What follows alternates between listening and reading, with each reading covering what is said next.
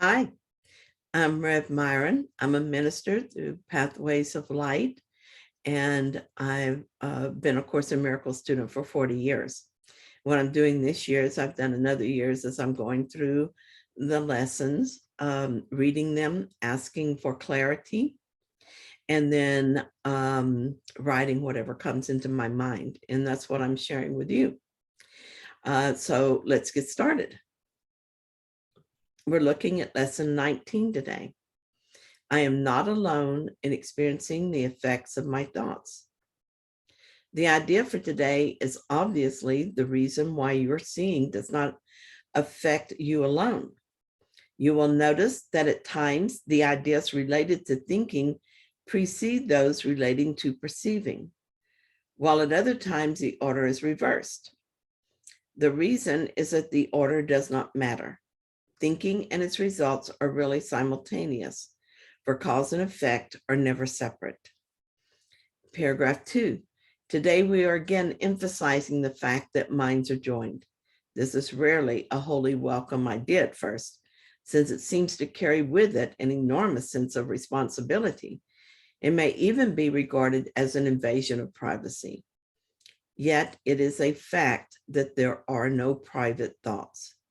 Despite your initial resistance to this idea, you will yet understand that it must be true if salvation is possible at all. And salvation must be possible because it is the will of God. This idea is very like yesterday's idea. In lesson 18, we practiced the idea that we are not alone in experiencing the effects of our seeing. And today we practice the idea that we're not alone in experiencing the effects of our thoughts. This would have to be so since what we see comes from what we think. And it doesn't matter which order the ideas appear, because thinking and its results are simultaneous. Jesus says that this is so because cause and effect are never separate. I'm working this out in my mind. If I think I'm a victim, I can expect situations that prove my victimhood to show up in my life. I can also expect that my perception of situations will prove my victimhood regardless of the facts, because this is what I think will happen. So I see the cause and effect are simultaneous, and it doesn't matter which comes first. Looking at my situation with the plumbers we did yesterday, I can see this in action. For a little while, I accepted the idea of victimhood as possible. This belief showed me the victim story I wanted to see. When I looked at what the plumber was doing, what I saw seemed to prove I was right. When I asked for a different way of seeing it, my perception showed me an innocent plumber, and the whole illusion fell apart. This kind of thinking and perceiving conceals a hidden desire. The reason we want to see ourselves as a victim is that we want someone else to assume the hidden guilt we feel. We think we left God bereft of his son, and now we are alone in the world and filled with guilt. So we make up these stories that prove the guilt belongs to someone else in an effort to ease our burden.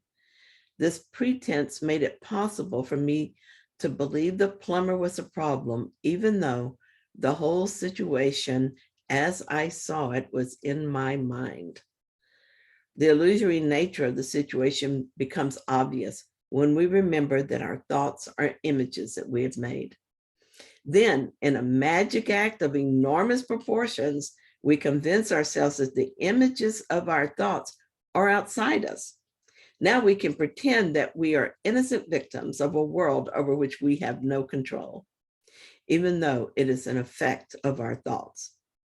That is why we made the world, but the world itself is in our minds, since our thoughts, no thoughts leave their source. We are not in the world is in us. So how does this affect the other person if we don't take our accusations to the level of expressing them out loud? This is where another truth comes in. We are one with one mind. There are no private thoughts. We may not see the effect of our thoughts on someone else, but the effect is there nonetheless. This is why once I came to my senses, I felt regret that I had imposed my guilt onto another. It is why I forgave myself, as I allowed the consequences of my thoughts to be undone by letting the Holy Spirit decide for God for me. So paragraph 3, the minute or so of mind searching which today's exercises require is to be undertaken with eyes closed. The idea for today is to be repeated first, and then the mind to be carefully searched for the thoughts it contains at that time.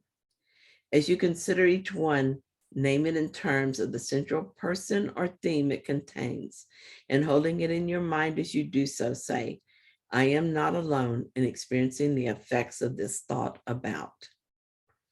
Paragraph 4, the requirement of as much indiscriminateness as possible in selecting subjects for the practice period should be quite familiar to you by now and will no longer be repeated each day, although it may occasionally be included as a reminder. Do not forget, however, that random selection of subjects for all practice periods remains essential throughout. Lack of order in this connection will ultimately make the recognition of lack of order in miracles meaningful to you.